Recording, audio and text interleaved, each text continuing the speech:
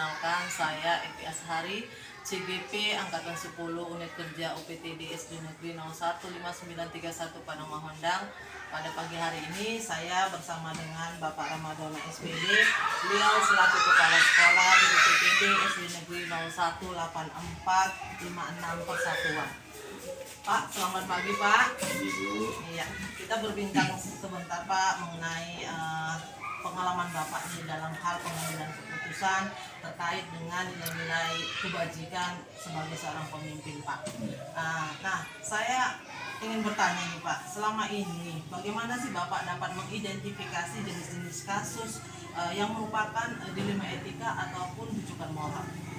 Iya, sebelumnya tentang dilema etika itu kan berarti permasalahan yang benar vs benar gitu ya kan. Sedangkan kalau dia rujukan moral kan antara masalah yang benar dengan salah. Nah, di situ saya harus mengamati terlebih dahulu dengan jeli, ya kan, dengan beberapa istilahnya pihak terkait yang bisa saya wawancarai ataupun tanya-tanya apakah masalah itu dan masuk kemana gitu, apakah dilema etika atau rujukan moral. Iya, berarti menganalisis terlebih dahulu kan Pak, apakah masalah tersebut masuk kepada dilema etika ataupun rujukan moral. Iya, betul sekali. Nah, selama ini Pak, bagaimana Anda dalam menjalankan proses pengambilan keputusan di sekolah Anda, yang mana ada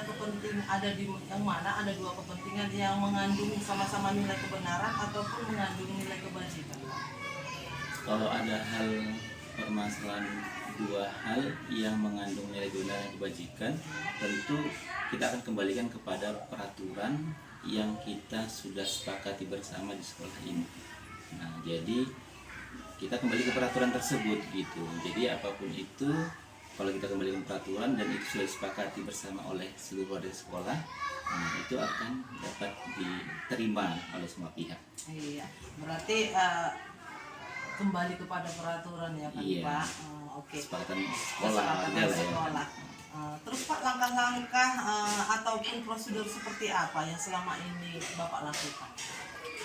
Kalau prosedur tidak ada yang khusus ya, tetapi biasanya itu saya tentu akan melakukan pengamatan, mencari informasi sedetail mungkin dari berbagai pihak yang terkait dalam hal ini yang terkait dengan permasalahan tersebut. Nah, seperti itu.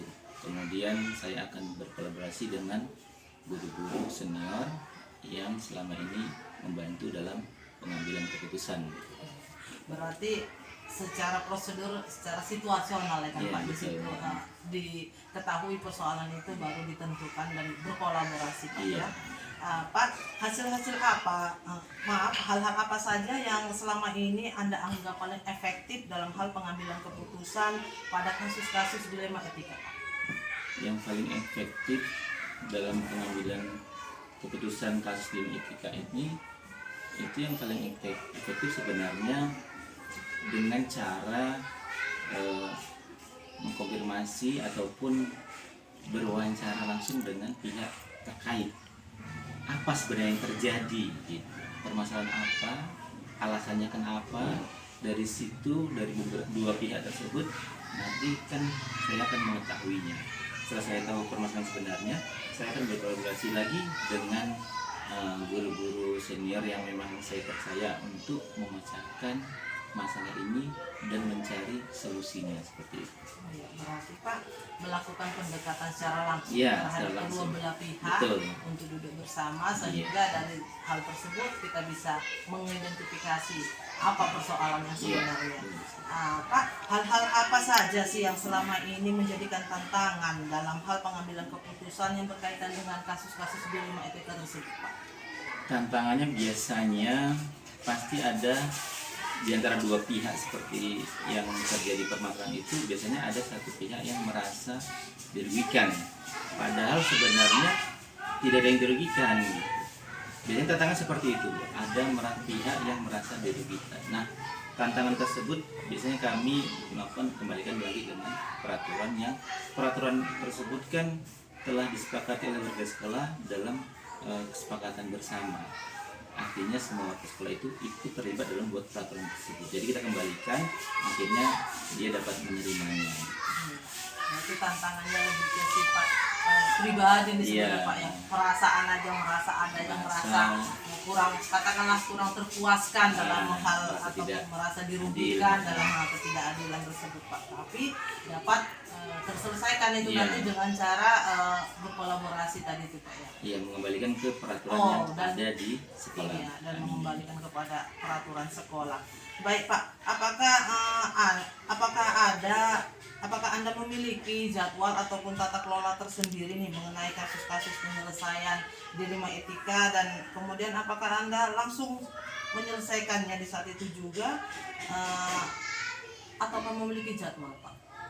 Kalau dia jadwal atau tata kelola itu yang khusus tidak ada ya kan Bu, karena biasanya kita ada masalah yang berkaitan dengan di 5 etika itu saya langsung menyelesaikan sesegera mungkin di saat itu juga dengan sistem yang tadi, pendekatan kepada pihak-pihak yang terkait, kemudian kolaborasi untuk mencari permasalahannya. Jadi tidak ada jadwal-jadwal khusus, tidak ada. Jadwal khusus tidak ada Pak ya secara baku, namun secepat mungkin hal segera tersebut mungkin. direspon begitu Pak ya. Betul.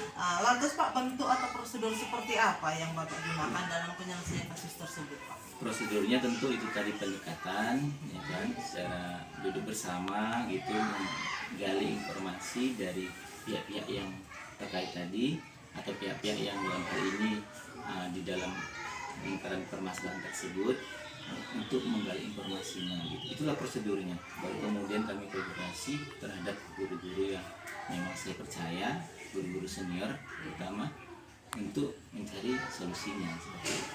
Berarti balik lagi kepada aturan dan juga solusi bersama, Iya. gitu Pak ya. Adakah Pak seseorang ataupun faktor-faktor nih Pak yang memudahkan Bapak dalam hal pengambilan keputusan yang terkait dengan kasus-kasus di 5 etika tersebut Pak? Faktor yang memudahkan, kalau tadi saya katakan tadi kan, dalam dua pihak ini pasti ada yang merasa dirugikan atau kurang teradilan seperti itu. Tapi kalau memudahkan tentu kembali ke peraturan, Bu. Peraturan sudah bersama. Terus memudahkan tadi, kami kan banyak ada tim yang saya katakan untuk masalah tersebut yang di dalamnya terdapat guru-guru senior yang sudah berpengalaman. Itu yang memudahkan dalam pengambilan keputusan di 5 etika tersebut. Jadi tidak lepas dari peraturan dan juga melibatkan warga sekolah untuk berkolaborasi dan juga yang pastinya pihak-pihak yang mengalami kasus tersebut ya kan Pak. Iya. Menarik sekali nih Pak penjelasan Bapak mengenai hal tersebut. Pak, dari semua nih yang telah Bapak sampaikan nih, kemudian pembelajaran apa sih yang bisa Bapak petik dari pengalaman Bapak dalam hal pengambilan keputusan yang terkait dengan dilema etika? Pembelajaran yang bisa diambil tentu yang pertama bahwa tidak ada masalah yang tidak bisa diselesaikan.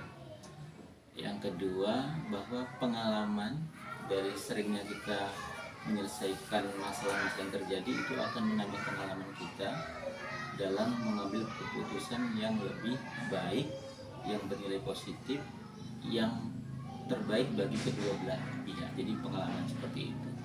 Dan yang ketiga tentu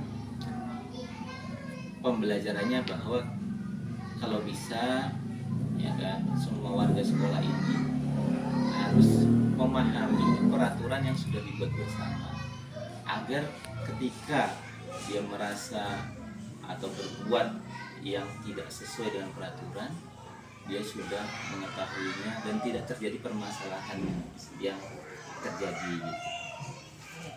Baik, berarti pembelajarannya itu yang pertama yaitu dengan cara duduk bersama ataupun berkolaborasi dapat menyelesaikan permasalahan-permasalahan yang sedang dihadapi. Kemudian yang kedua yaitu pengalaman ya Pak, pengalaman step by step mengenai pengambilan keputusan itu. Jadi itu juga penting untuk ditingkatkan. Dan yang ketiga itu tadi apa tadi itu Pak?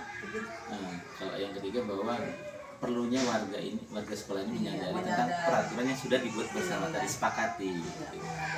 Luar biasa sekali nih Pak ya. Terima kasih Pak telah membagi pengalamannya terkait pengalaman Bapak dalam hal pengambilan keputusan selaku seorang pemimpin di UPTD SD Negeri 018456 Persatuan yang berbasis dengan nilai-nilai kebajikan sebagai seorang pemimpin. Luar biasa Pak. Demikian mungkin wawancara kita pada sesi ini. Saya ucapkan terima kasih telah memberikan saya waktu dan juga kesempatan. Saya undur diri dulu ya Pak. Terima kasih Pak.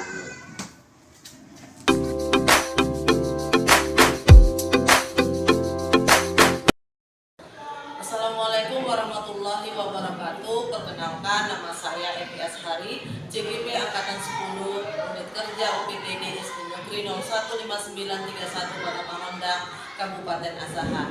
Pada kali ini saya didampingi dengan Bapak Kepala Sekolah, Bapak Nelson Tamba SPD. Beliau sebagai Kepala Sekolah di UPTD SD Negeri 015931 Kota Pamandang. Apa kabar Pak? Selamat pagi. Sehat, selamat pagi.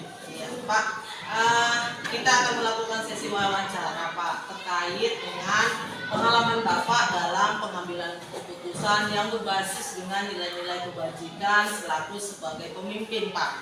Baik Pak, saya ingin tahu nih Pak, selama ini bagaimana sih Bapak mengidentifikasi jenis-jenis dilema etika ataupun itu termasuk kepada bujukan moral Pak? Baik. Sebelum kita menentukan kasus, sebenarnya kita menyimpulkan untuk ditindaklanjuti. Apakah kasus itu merupakan dilema etika atau bujukan moral? Karena jika dia memang dilema etika, maka dia benar melawan yang benar. Akan tetapi jika dia bujukan moral, maka dia benar melawan yang salah. Oleh karena itu sebaiknya kita mengidentifikasi kasus yang terjadi. Terima kasih. Harus mengidentifikasi terlebih dahulu ya Pak. Iya, Apakah iya. itu termasuk kepada dilema etika yang Bapak katakan tadi mengandung nilai kebenaran yang sama. Iya. Sedangkan kalau bujukan moral itu lebih kepada keputusan yang benar atau salah Pak ya. Iya. Iya. Selama Demikian. ini Pak, bagaimana sih Bapak dalam menjalankan pengambilan keputusan ini di sekolah Bapak? Terkhusus ini untuk kasus-kasus yang sama-sama memiliki dua kepentingan dan juga sama-sama mengandung nilai kebajikan. Sebenarnya pengambilan keputusan kita harus melihat 3 aspek. Yang pertama, kita harus berpihak kepada warga sekolah. Yang kedua, berdasarkan nilai-nilai kebajikan universal. Yang ketiga, keputusan tersebut harus dapat kita bertanggungjawabkan konsekuensinya. Dengan demikian, maka kita akan merasa nyaman dan tenang mengambil keputusan tersebut. Ya, berarti melalui 3 Pak ya, Iya. yaitu dengan cara bagaimana keputusan itu supaya berpihak terhadap warga Warga sekolah. kemudian tadi Mengandung nilai kebaikan. nilai kebajikan secara universal dan juga dapat Iya. bertanggung jawab. Demikian. Iya. Iya. Baik Pak, langkah-langkah apa saja sih yang dapat Bapak terapkan untuk Bapak lakukan selama ini? Langkah-langkah yang pertama kita lakukan mengenali nilai-nilai yang saling bertentangan. Karena dengan demikian kita menentukan apakah dia ke arah dilema etika ataupun bujukan moral. Yang kedua, menentukan siapa yang sebenarnya bermasalah dalam situasi tersebut yang terlibat aktif dalam kejadian itu ataupun permasalahan itu. Yang ketiga, menentukan fakta-fakta yang relevan dengan persoalan tersebut. Karena ada fakta-fakta mungkin yang bisa kita gali untuk menentukan situasi yang terjadi. Yang keempat, memuji kebenaran dan kesalahan fakta tersebut. apakah dia berada di pihak yang benar ataukah dia berada di pihak yang salah. Yang kelima, menguji paradigma benar melawan salah atau yang salah melawan yang benar, itu sama aja. Yang berikutnya, melakukan prinsip resolusi, ya kan? Resolusi. Bagaimana mengadakan jalan keluarnya? Jalan keluarnya. Solusinya apa untuk menyelesaikan masalah tersebut agar tidak ada pihak yang dirugikan. Demikian. Yang berikutnya, mengadakan investigasi ataupun opsi pengambilan keputusan. Yang berikutnya, keputusan tersebut jangan ada yang terrugikan. Jadi diuji kebenarannya. Tapi yang tidak kalah penting adalah mengadakan refleksi ataupun mengevaluasi keputusan itu. Adakah yang merasa dirugikan atau tersinggung dengan keputusan tersebut?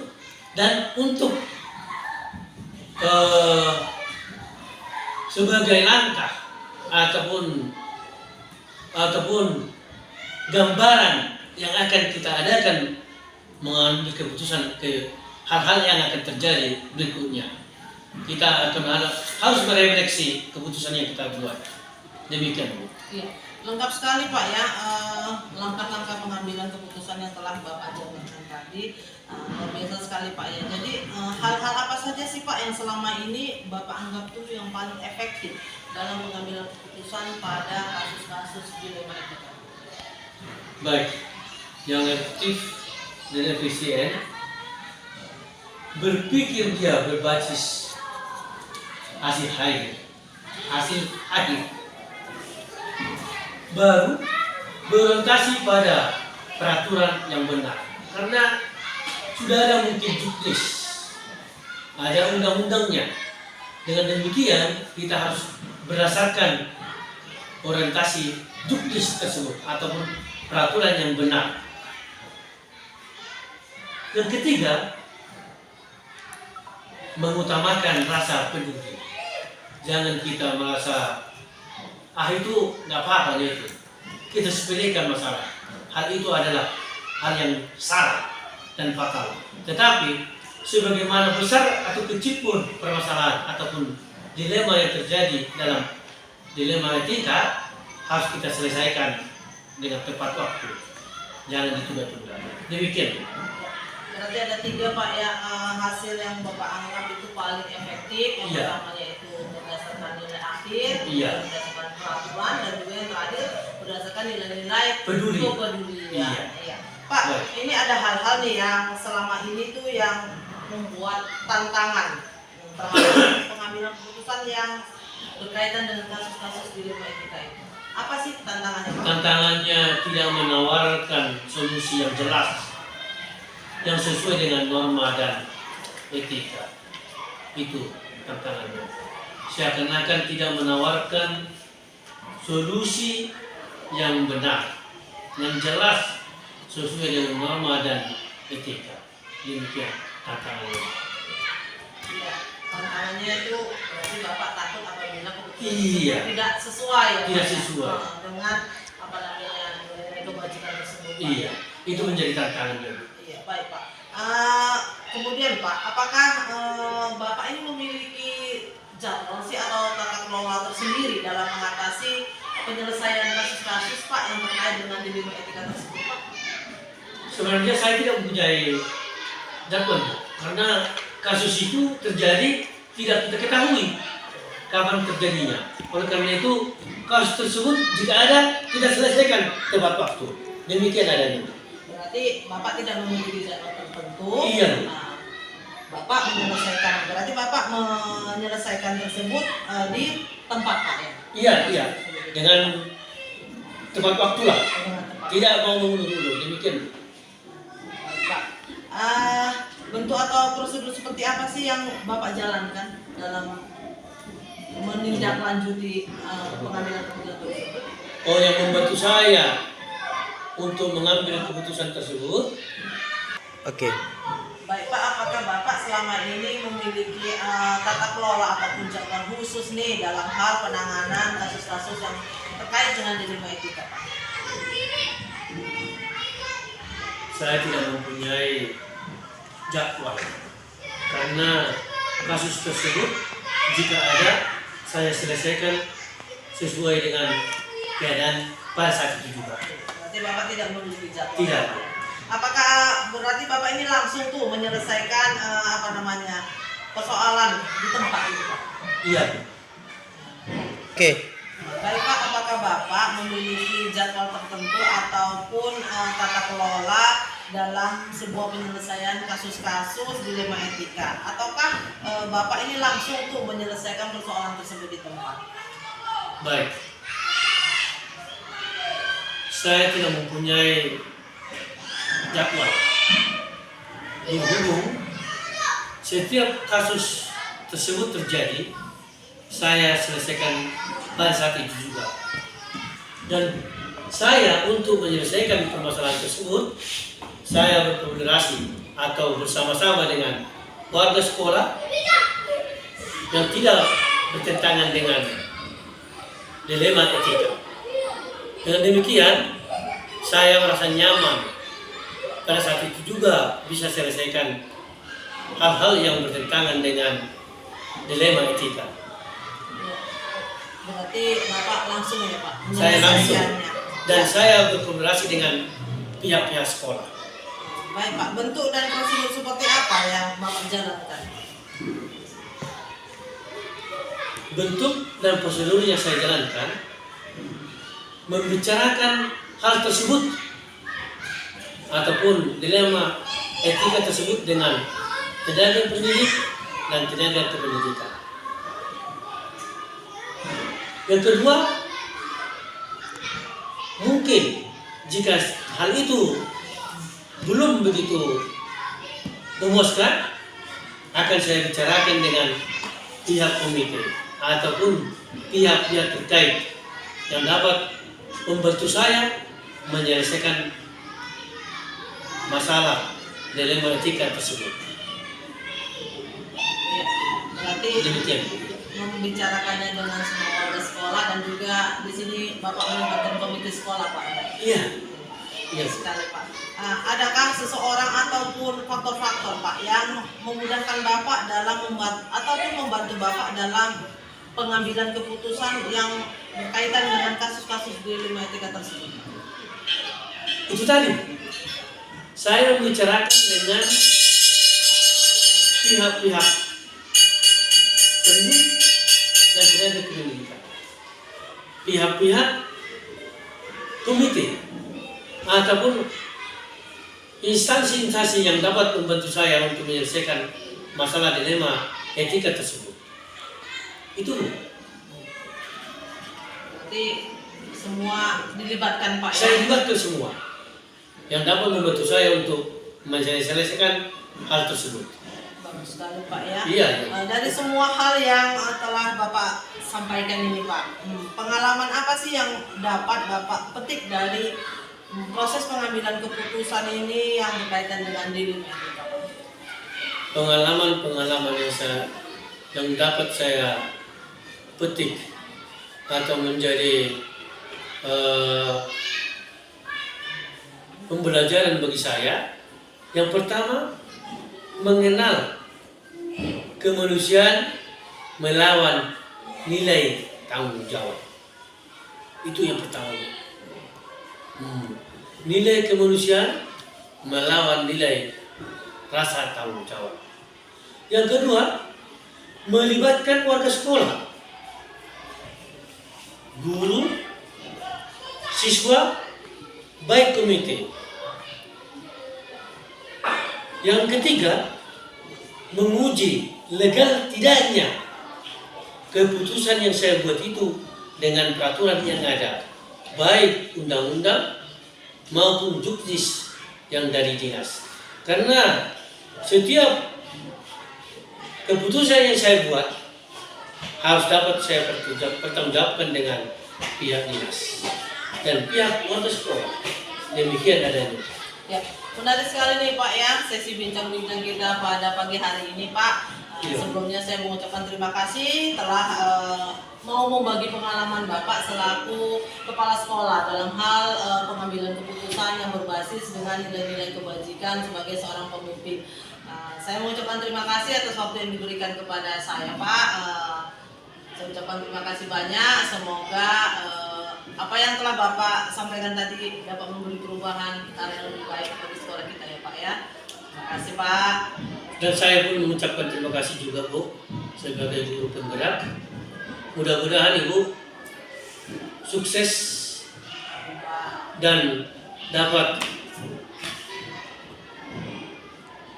merefleksinya di sekolah kita ini, sehingga dengan demikian sekolah kita ini akan menjadi sekolah yang bersinar, sekolah yang maju, yang dapat menjadi tumpuan masyarakat untuk menimba ilmu.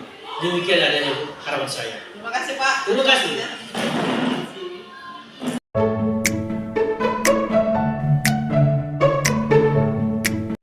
Assalamualaikum warahmatullahi wabarakatuh. Perkenalkan nama saya Ibu Ashari, CGP Angkatan 10 Unit Kerja UPTD SD Negeri 012931 Undang Kabupaten Asahan. Pada kesempatan pagi hari ini saya bersama dengan Bapak Pemikiran Halumuan Situmorang SPD. Beliau selaku kepala sekolah di UPTD SD Negeri 010125 Padang Mahondang. Baik Pak, selamat pagi Pak. Selamat pagi Bu Evi. Apa kabar Pak? Alhamdulillah sehat. Iya. Ya kita ini melakukan sesi wawancara ya Pak dengan pengambilan keputusan yang berbasis nilai-nilai kebajikan terkait dengan keputusan Bapak sebagai pemimpin menyangkut dengan tugas yang ada di mobil 371 Pak. Baik Pak, saya mau tanya Pak. Iya. Selama ini bagaimana sih Bapak dalam mengidentifikasi kasus-kasus yang dapat membedakan apakah kasus tersebut masuk kepada dilema etika ataupun di luar? Saya ini ya Bu ya, baik. Dalam bujukan moral menurut saya kan tidak sulit Bu. Saya hanya tinggal menentukan benar atau salah. Nah itu saja. Sedangkan ketika dilema etika memutuskannya banyak pertimbangan Bu. Ada aturan-aturan yang ada di sana. Ya pendapat warga sekolah juga kita membutuhkan berbagai sumber dan fungsi moral ataupun aturan sekolah. Kemudian cara mengidentifikasinya juga Bu ya dengan melihat permasalahan yang ada yang terkait di dalamnya, kemudian aturan administrasi dan hukum. Nah inilah yang termasuk ke dalam fase-fase langkah-langkah yang harus saya lakukan dalam dilema ini. Berarti Pak kalau bujukan moral itu lebih kepada benar salah Pak ya? Hanya yang benar salah saja Bu ya, kita memandangnya benar salah udah. Jadi kalau dilema ini lebih dilema ya Pak? Lebih dilema, kemudian aturannya juga urutannya lebih panjang. Oke Pak, selama ini Pak, bagaimana Bapak dalam menjalankan pengambilan keputusan di sekolah Bapak, terutama untuk kasus-kasus di mana ada dua kepentingan yang sama-sama benar atau sama-sama mengandung nilai kebajikan? Ini kan keterkaitan dengan guru-guru saya, dengan anggota saya, maka saya harus melakukannya dengan sebaik-baiknya agar tidak ada sesuatu yang dirugikan atau sesuatu yang diuntungkan. Maka saya harus mengumpulkan informasi yang cukup Bu, yang pertama. Kemudian saya juga harus melibatkan semua pihak. Seluruhnya saya libatkan. Kemudian saya juga harus membuat daftar pro dan kontra. Kemudian memperhatikan juga Bu nilai-nilai dan prinsip-prinsip yang ada di sana. Dan terakhir, kami bersama-sama mencari solusi yang dapat memenuhi seluruh kepentingan yang ada sehingga adil dan seimbang. Luar biasa sekali ya Pak ya. Begitulah. Mengumpulkan, menganalisis, nanti ujung-ujungnya juga duduk bersama. Duduk bersama, mencari solusi. kolaborasi ujung-ujungnya Kolaborasi juga, luar ya. biasa Pak ya. Nah Pak, langkah-langkah apa sih yang dalam prosedur seperti apa yang Bapak lakukan dalam kasus tersebut? Baik Bu, kalau ditanya langkah-langkahnya, yang pertama itu pastilah saya harus mengidentifikasi masalahnya itu. saya harus mempelajari, harus mendalami masalah yang ada. Kemudian saya mendefinisikan tujuan nanti saya setelah melakukan identifikasi tersebut. Kemudian saya melakukan proses pengembangan, kemudian evaluasi, kemudian saya melakukan teknis pengambilan keputusan dan langkah-langkah implementasi serta evaluasi implementasi solusi. Jadi setelah solusi didapat, saya evaluasi lagi. Lengkap sekali Pak ya, mulai dari mengidentifikasi masalah, kemudian apa tadi itu Pak, merumuskan masalah dan lebih mengerucut lagi ya Pak, menganalisis. Iya, Apakah keputusan itu benar, pasal tepat atau tidak, Iya. merugikan orang lain atau tidak, adakah unsur yang tidak seimbang seperti itu. Ya, baik Pak, hal-hal apa sih yang selama ini Bapak anggap ini yang paling efektif ya, dalam langkah tersebut dalam pengambilan keputusan dalam kasus yang berkaitan dengan dilema etika tadi? Dalam kasus dilema etika ini, hal yang paling efektif itu adalah mengidentifikasi masalahnya bagaimana, kenapa begini, kenapa begitu, kemudian memberikan jawaban yang berbeda. Kadang-kadang kan jawaban yang kita terima berbeda, kita harus memanggil secara personal. Yang dari sini itu apa jawabannya, yang dari sini itu jawabannya. Intinya yang paling efektif adalah tentunya mengidentifikasi. Mengidentifikasi ya Pak. Ya.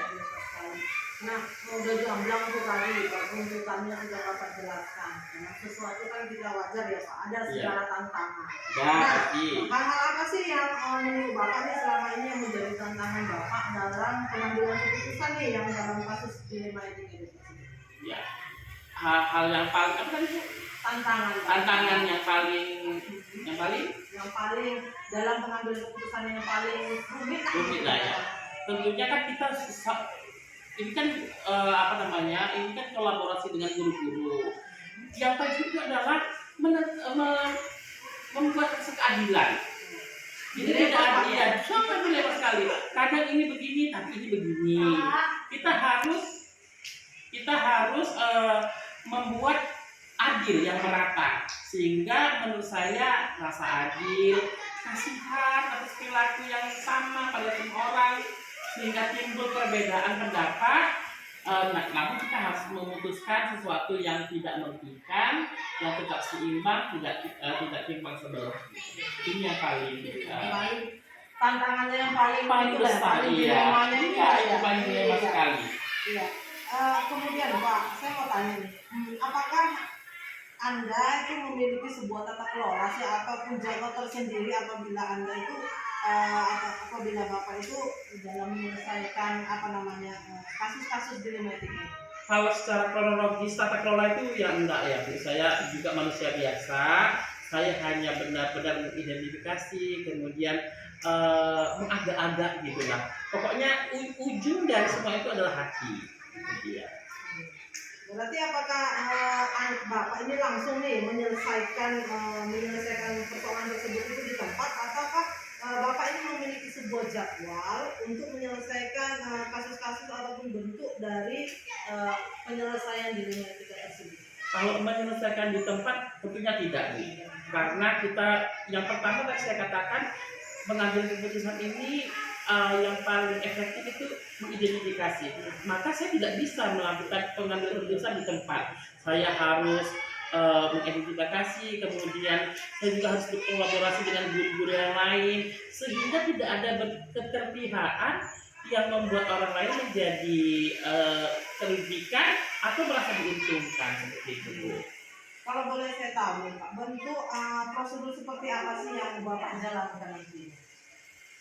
Prosedurnya ya saya harus tadi prosedur pengambilan keputusannya ya, identifikasi, kemudian berkolaborasi dengan guru-guru, kemudian berbicara dengan hati. Yang jelasnya seluruh upaya yang saya lakukan tersebut jangan sampai menyinggung, merugikan atau justru menguntungkan orang lain gitu. Menguntungkannya dalam hal-hal satu diuntungkan tapi dirugikan gitu. Harus balance. Nah Pak, adakah nih seseorang seseorang atau faktor-faktor apa saja sih yang selama ini mempermudah Bapak atau membantu Bapak dalam pengambilan keputusan yang terkait dengan kasus-kasus bullying etika tersebut? Kalau ditanya faktor yang membantu, Yang membantu. faktor yang membantu saya itu adalah kebersamaan dan kolaborasi. Tentunya Bu, fungsi satu kepala dengan 8 kepala beda. 8 kepala pasti akan menghasilkan sesuatu yang lebih tepat. Maka tanya sesuai dengan pertanyaan Ibu tanyakan tadi apa Bu?